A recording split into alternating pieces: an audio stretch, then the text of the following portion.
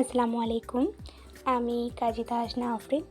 আর আমার আজকের উপস্থাপনা কবি সাকিব বিন রশিদ রচিত নারীর স্বীকারোক্তি।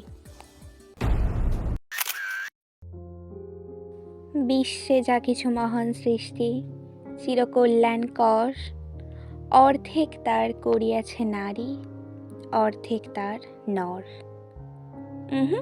ভুল বলেছেন নজরুল। নারী কবে কি করলো ভালো?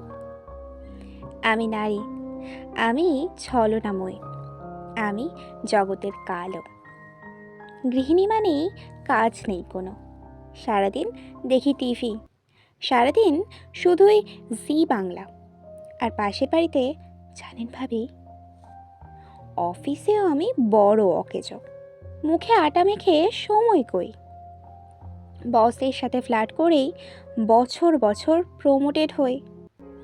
কথা কম বললে অহংকারী, বেশি বললেই স্ল্যাট। সমাজটাকে বিগড়ে দিচ্ছে আমার ব্লাউজের কাট। লক্ষ্মী ছেলে এত অবাধ্য হলো কেন? নিশ্চয়ই বউ বশ করেছে, ডাইনি একটা যেন।